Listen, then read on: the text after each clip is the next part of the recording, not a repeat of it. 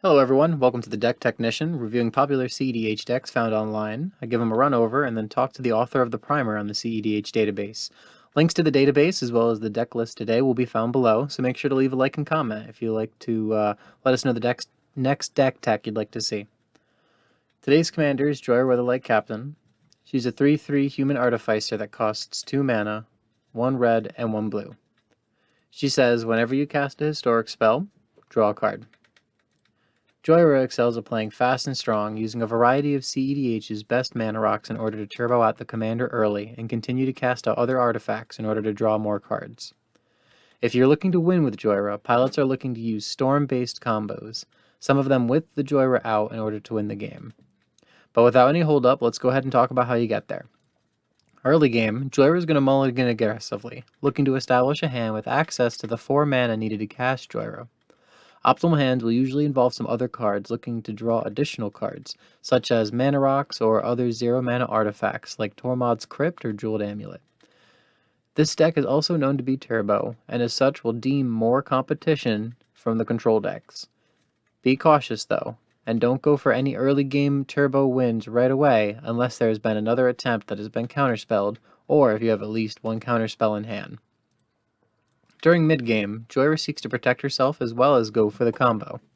These are usually done by leveraging Jhoira's ability, drawing through the deck much faster than the average commander would. With these larger board states, you can then take advantage of mass draw spells like Paradoxal Outcome, Retract, and continue to funnel through your deck with Sensei's Divining Top and other cards until you've reached a combo. There are also a few tutors that can help you get this done, finding key artifacts along the way.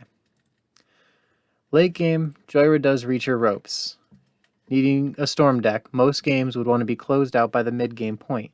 If this is not possible, by the late game it's likely reached here because a control or Stax player has been doing a job effectively of holding you down and preventing you from winning the game. The recommendation here is to keep a hold of your interaction, and to fly under the radar as much as possible, and then wait to strike with a combo piece. Try to make sure that you also have a counter in hand, such as Fierce Guardianship or Force of Will, in order to prevent the Stax player from snuffing out the Storm deck at the endgame. Collector Ufe and Rule of Law is also known to prevent Jhoira from winning the game, so make sure to save your removal for these specific pieces, or if another player is going to win the game. Moving on to our winning options here, Sensei's Divining Top is an artifact that lets you rearrange the top 3 cards of your library, as well as tap it to draw a card. You can also be used for a variety of combos, but in order to make this combo work, you'll need 3 cards on the board. Sensei's Divining Top, and then either a Ethereum Sculptor, Enthusiastic Mechanaut, Foundry Inspector, Bergi God of Storytelling, and either a Mystic Forge or Reality Chip. With these 3 cards out, you're able to activate the top by tapping it, drawing a card, and then placing Sensei's Top on top of your library. After this, use the Mystic Forge or Reality Chip to cast Sensei's Top for free thanks to our reducer. This loop is able to be repeated as many times as you like, letting you draw your deck until you draw one of the methods to win. This combo itself is great for Jhoira, as each individual piece is great for storming out the other artifacts. They are good cards alone, and they come together for a combo with as little as 6 mana, which may seem a lot in CEDH, but they are broken easily into 2 to 3 different turns. With our second combo today, we're going to be looking at Underworld Breach. This is usually paired with Lion's Eye Diamond, but it can be used with Lotus Petal in some fringe circumstances, and you pair it off with a Wheel of Fortune, Windfall, or Brain Freeze. In order to use this combo, you'll use Underworld Breach in play, and both Lion's Eye Diamond and a Wheel effect in your hand, or with the Lion's Eye Diamond in play. And the Wheel of Fortune, Windfall, or Brain Freeze may also be in your graveyard.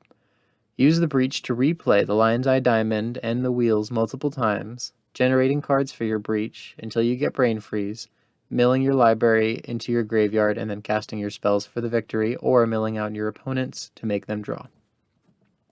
This combo works amazingly in Jhoira, as Underworld Breach is a great endgame, late-game card that will let you recur most of your deck.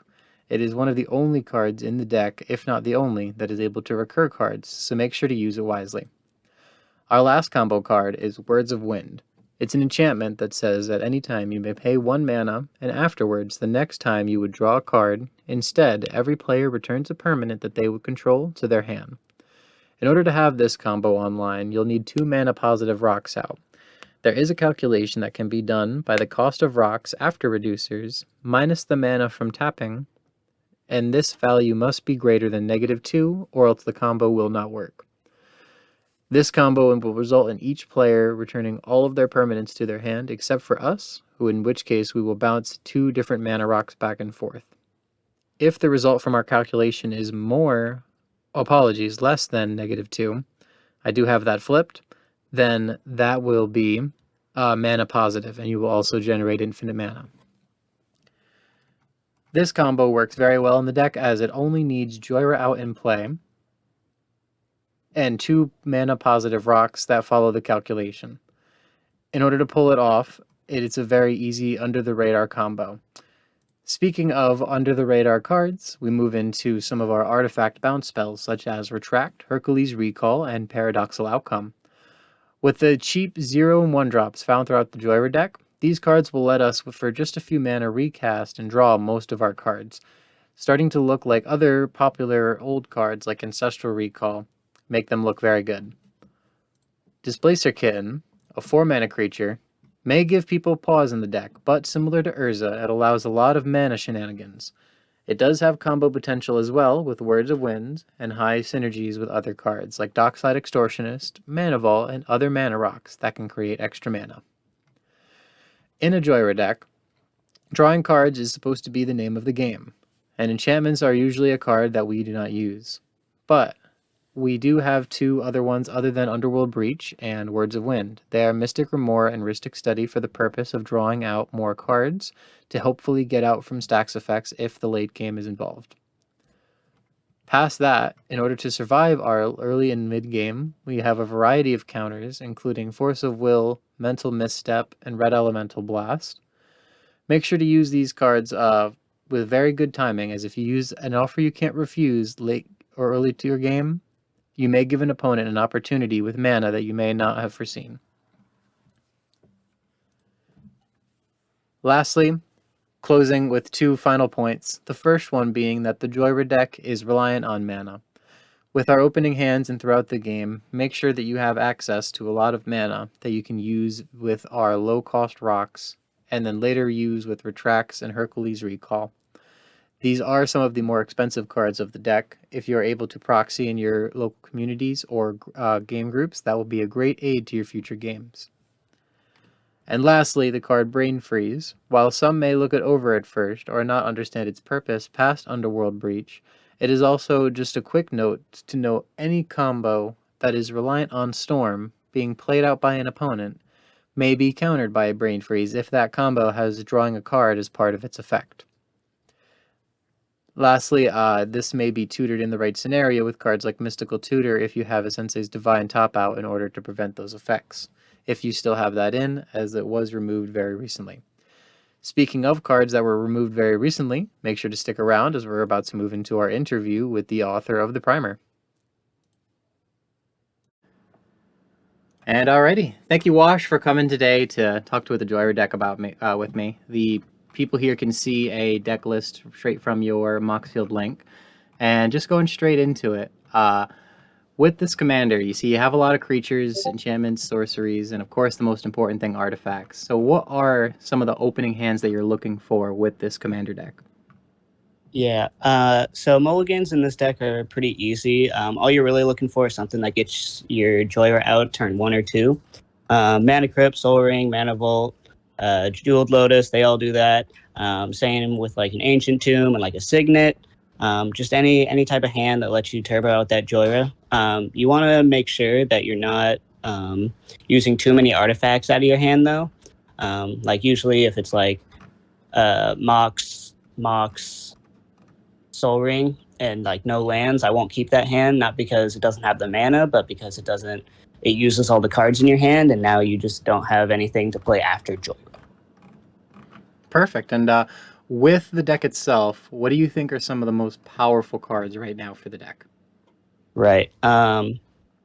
There's some obvious ones, stuff like Underworld Breach, Burgi, Paradoxical Outcome, but a few that people might not think of is Displacer Kitten, Words of Wind, and I personally think that Sensei's Top is probably the strongest card in the list. Just you have so many different ways to abuse it, and it just works real well with Jhoira herself. And funny enough, moving on to a topic that might have Sensei's top come up, what are some of the cards that you think are most important for a new pilot to buy? I know that Sensei's top recently had a reprint, so its prices dropped. Right. I would definitely say Sensei's top is top on that list. No pun intended. And then after that, I'd probably say the fast mana is the next best thing you should be looking for. Mana Crypt and Mana Vault, especially. I feel like those two are kind of the strongest not zero drops, but the strongest mana positive artifacts that you can obtain for this deck. Right, and we're looking to use those for cards like Words of Wind, other important cheap cards, and things like that. Right, like your bounce spells as well. So, for any pilots that have been familiar with the deck and they're looking back now, they might notice actually a few changes. I see Machine over Matter, the Creature Foundry Inspector over Cloud Key. Could you review some of the changes you made with this real quick? Right. So I recently took out a braid and Cloud Key to put in the Machine Over Matter and the Foundry Inspector. The idea is just that Machine Over Matter is a lot more flexible than a braid is. I've always liked a braid, but people aren't really playing Null Rod. If you're going to see Stax, you're going to see a lot of Rule of Law. Obviously, you're still going to see some oof. It's still real good against turbo decks and happens to be really good against us. But it still handles that, just maybe not as well. While also being able to handle other cards like Rule of Law, and also on top of that, it can be another bounce spell to help maybe get you a little more gas to keep your storm going. And on top of that, I recently put Repeal in the list, which does that same thing. It bounces either a 1 or a 0 drop and lets you draw a card off the spell and then let you draw another card or two off of casting the artifact again. Nice. And with speaking of Rule of Law, obviously we're looking to avoid that with this kind of a deck, looking to play out all their artifacts right. So, what are kind of the pods that you think the deck best performs in? Right. I'd say we definitely work better in like mid-range pods, more balanced pods. If you think another player might go for the win and they get stopped by someone else, that's really good for you because you're usually second fastest at the table, depending on the pod, obviously. But you can try to race a turbo deck, but they'll probably get there before you. So it's nice to see someone else stop them and then you go for your win. You can play in Stax pods. You will have a harder time, but Jhoira herself is kind of a good mid-range engine, just because she draws you that extra card every single time. So you get to build up a board state, and you get to keep the cards in your hand without losing out on that tempo that you're looking for. And that may have answered it, but if you have any additional comments, because, with all the different Storm Commanders running around, how come you chose Jhoira over, say, another Storm Commander? Right. She happens to interact favorably with a lot of the really good cards that are already in CDH. Mana Vault, Mana Crypt, Soul Ring, Mox Diamond, all those. They're some of the strongest cards in CDH already, and she just has a positive synergy with them. Letting you play them out without losing card advantage, which is something that those cards are notorious for. Like Mox Diamond, you have to discard a land. Chrome Mox, you have to discard any card. She lets you keep your hand filled while also producing tempo. Well, thank you, Wash. That about wraps up our time here. And thank you so much for coming out to help. But do you have any last comments to any people looking to build a Jhoira deck? Don't be intimidated by the price tag. I promise most of it's in Time Twister, and that card's really not that needed in the list. But aside from that, the deck's just a lot of fun to play. No two games are the same because you end up drawing new cards every single time. Alrighty, thank you, Wash. And catch you later for the games in the future.